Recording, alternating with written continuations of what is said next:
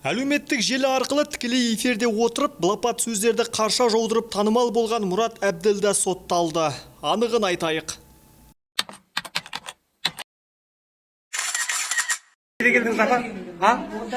Мұрат Әбділданың анасы да тамағыңызды кіргізамай тұр.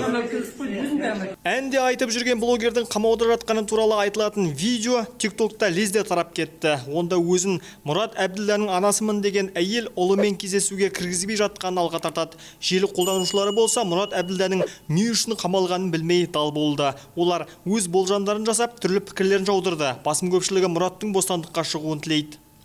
Түркістан облыстық полиция департаменті Мұрат Әбділданың істі болғанын растады және оған сот үкімімен тиісті жаза тағайындалған.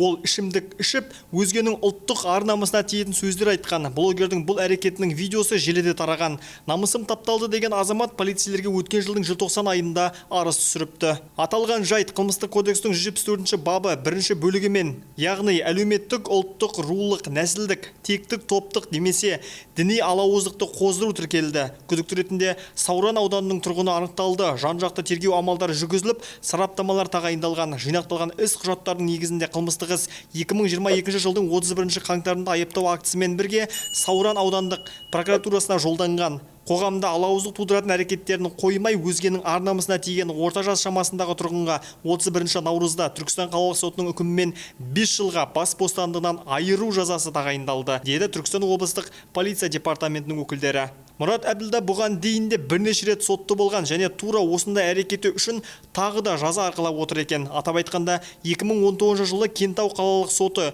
3 жыл 6 айға бостандығын шектесе, 2021 жылғы 30 шілдеде дәл осы сот үкімімен 4 жылға бостандығы шектелген. Сонымен қатар ол Кентау қаласы қылмыстық атқару инспекциясының бақылауында болған.